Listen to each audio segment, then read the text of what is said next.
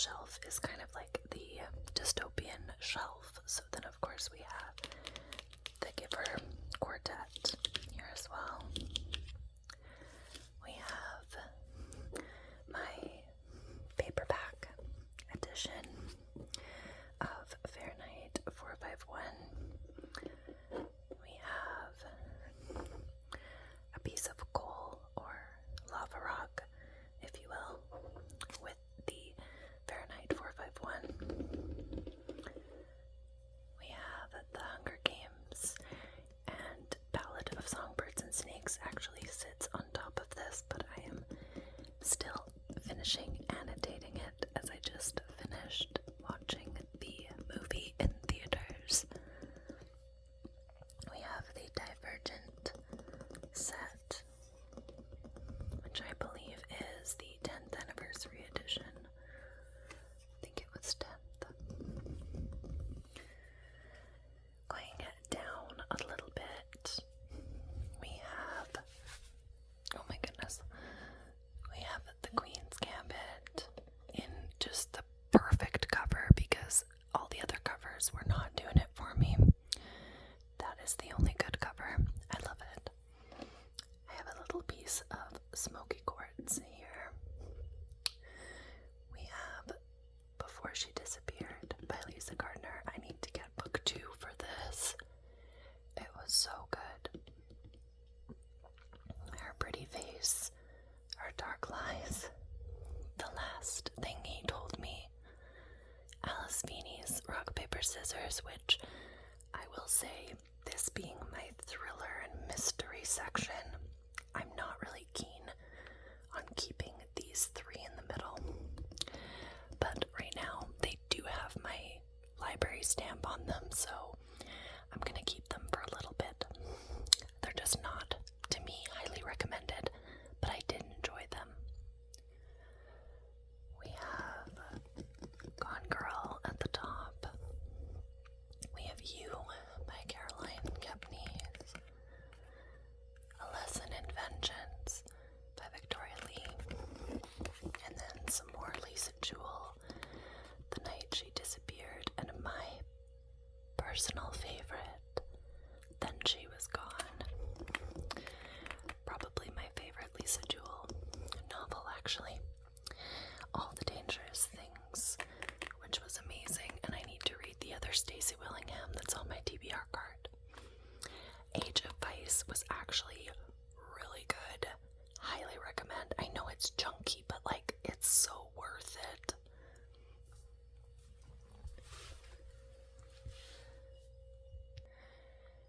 Down on this shelf, I think you can kind of guess that this is my horror shelf, and I have a bunch of Stephen King over here, which makes me so happy. I have this little piece of Aura, How Late. We have the special signed edition of Gallant, which I'm actually really sad that I have because I gave it 2 stars. And it's a signed first edition. The cover is gorgeous. I love the artwork in it. It's really nice, but I might have to read it again because I was just so bored.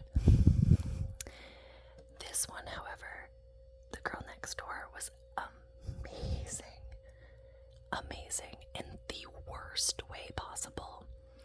Horror Store, of course, is like, to me, it's a Halloween reread because it only lasts 24 hours. The story, I mean, and it was just so spooky to me. I still get chills when I go into IKEA. Hidden Pictures, which was okay. I felt like it could have been a little bit better. And then we have Elevation, The Shining, Salem's Lot, The Institute, which I think is really underrated. It's a lot of reading if you don't like Stephen King because of the way that he writes. Then don't read Stephen King. That's all he does. He's very descriptive, okay? He writes a lot of words.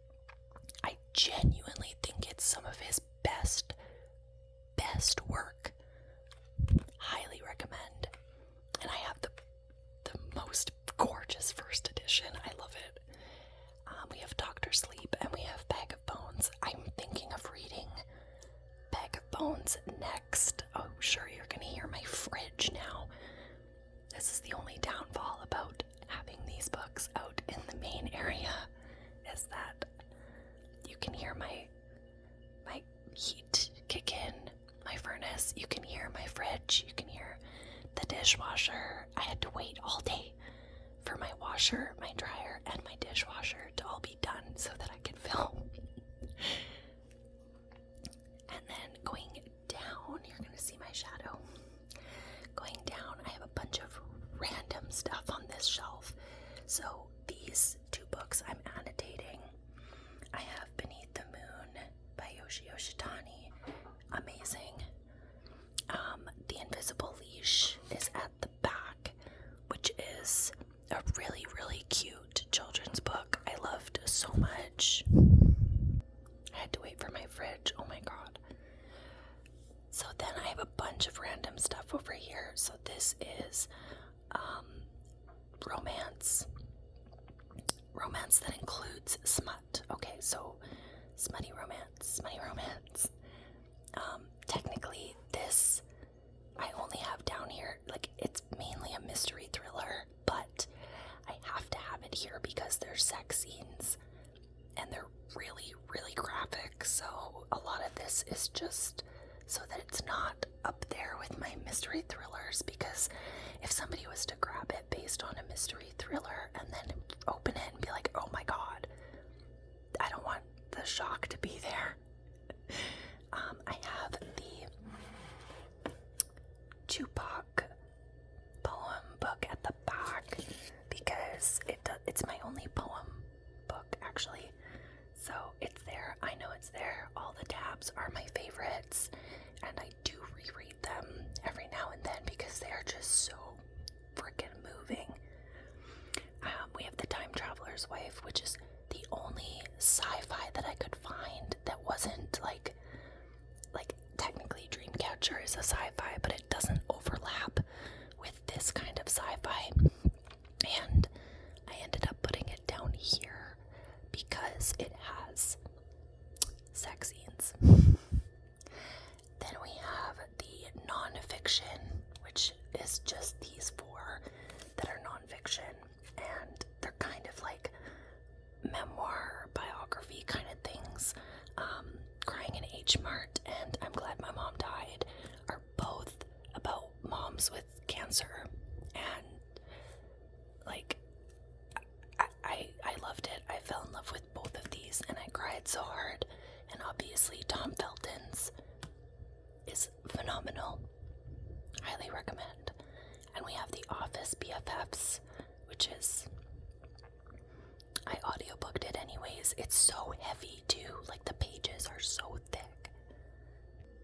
So we're gonna do the middle section, which is like my favorites essentially.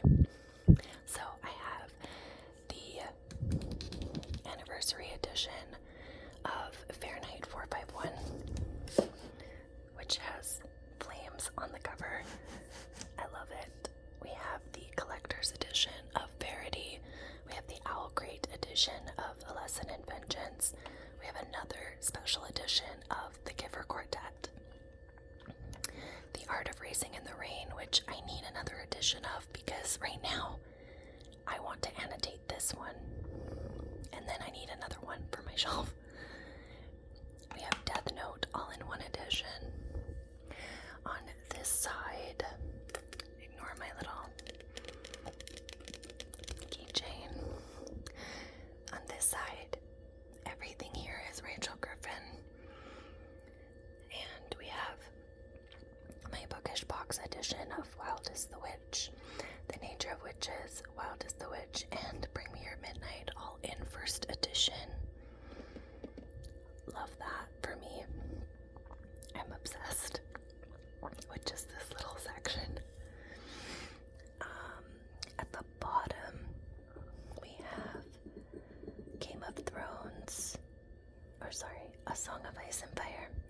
Mainly, I have read Fire and Blood 3 times. I haven't touched any of the Song of Ice and Fire, unfortunately. I'm not there yet. And then we have my Harry Potter and A Casual Vacancy at the back. Now, A Casual Vacancy by J.K. Rowling is very, very different from the Harry Potters that you see here. But I didn't really have a place for a dark comedy type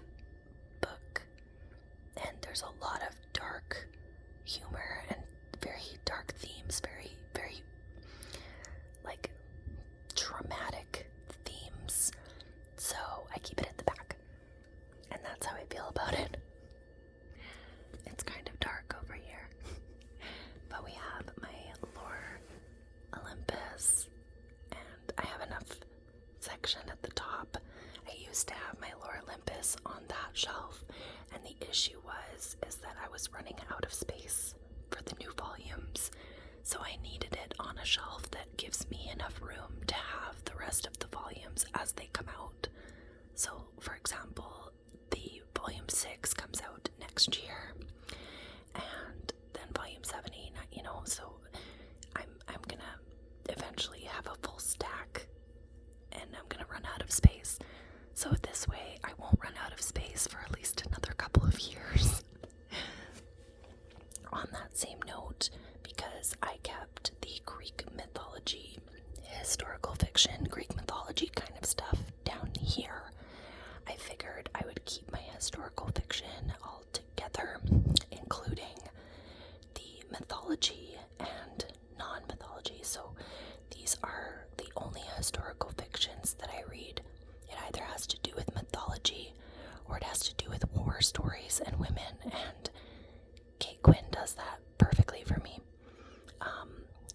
I will say that I'm opening my branches a little bit into different types.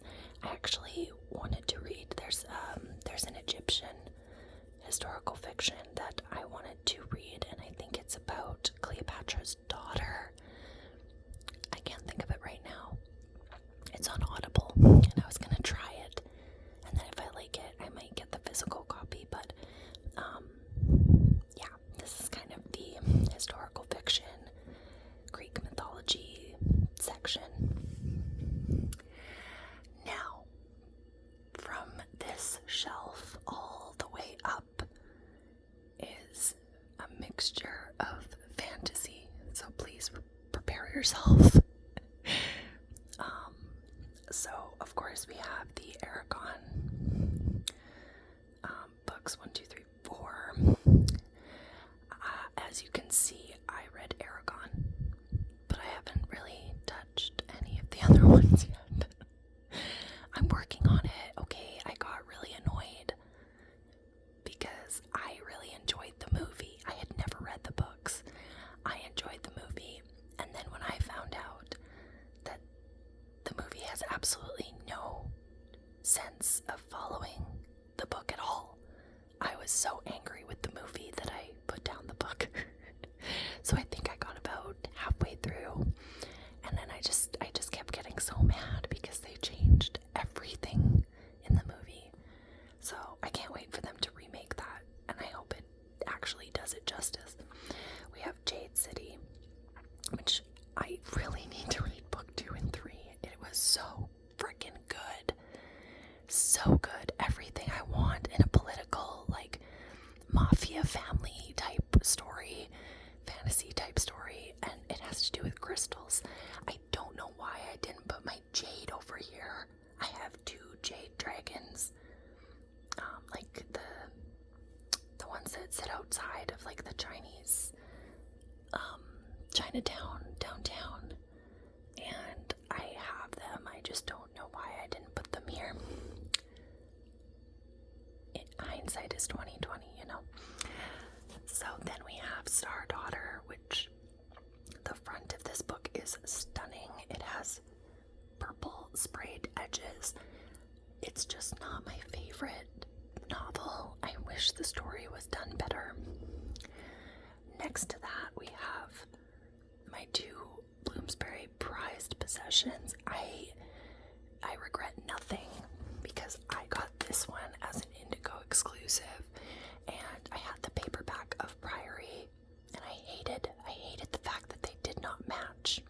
So I went on Bloomsbury.com. I went on their website, and I waited until this was available again, and I bought it, and I regret nothing. As you can see, they look stunning next to each other, same height, everything.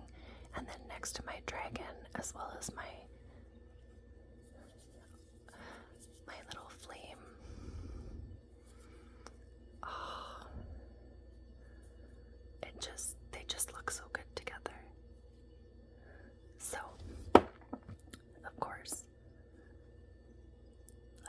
this shelf. On top, we will not forget about Robin Hobb, okay? On top, we have my Farseer trilogy, and you will be happy to know if you read Robin Hobb that I am diving into the Mad Ship trilogy. I'm so excited. I got the first book on Audible for free, so I'm definitely going to be reading it. And then, of course, buying the entire trilogy.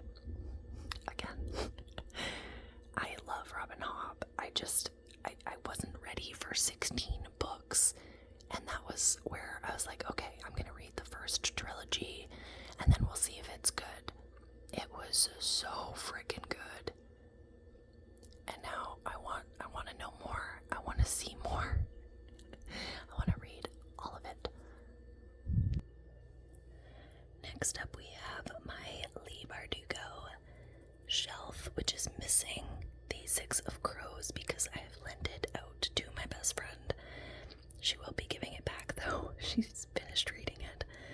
So we have The Demon in the Wood, and then we have the series of the Grishaverse in the middle. As I said, A Shadow and Bone is over there on my TBR cart. And then Six of Crows obviously is lent out.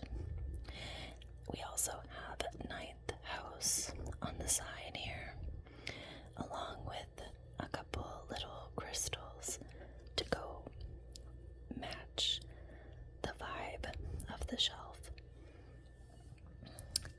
I am actually really proud of this shelf. So this is, I guess, what you would call my fantasy romance shelf, and we're gonna start with the best. I'm gonna get some controversy, but The Bridge Kingdom, I'm waiting for book 4. I have to get book 4. I've already read it on Audible, but I'm waiting, obviously, to purchase that. And then we have Malice and Misrule. The Bargainer series is here as well. I have this dried rose because obviously I have this little smoky quartz tower that's gonna sit.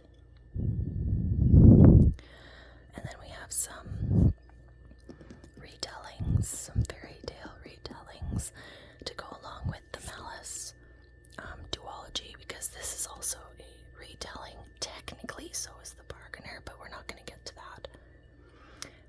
We have To Kill a Kingdom and the Wilderwood series. And then we have, of course, the Twilight series, or saga, if you will.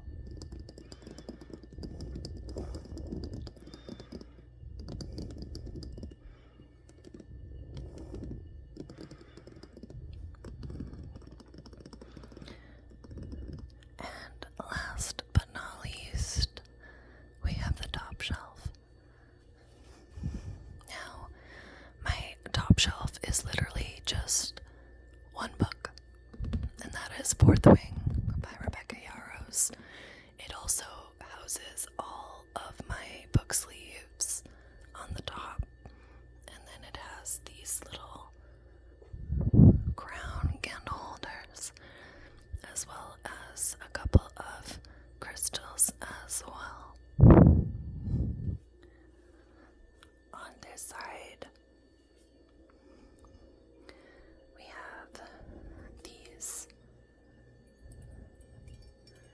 wyvern dangles, and I honestly thought they were perfect to go with the Game of Thrones map. They fit so perfectly with it, and I used like little command hooks to put it up there. We also have I'm in terrible lighting. We have the Harry Potter crest, Hogwarts crest there. We will do a little quick zip through my TBR cart. This is the other Stacey Willingham that I want to read. We've got Ariadne, Wayward, The Love Hypothesis. This is Shadow and Bone. I know it is. It's the last one of the year, and it's the only one that I haven't unwrapped yet. We're we're just gonna put it out there. I know what it is. I will be opening that in like, I think next video or the video after, so I will spoil that for you if you're watching. We have Lisa Jewell, we got The 7 Husbands of Evelyn Hugo, book 3 in the Folk of the Air. We've got a Norse mythology book that I'm excited about of V.E. Schwab that hopefully is good because Gallant was not. We've got, book 2 in the U series, Legendborn, Scythe. This Agatha Christie I'm actually really excited about. Crescent City, obviously. I'm almost done the ACOTAR series, so I will move on to that after.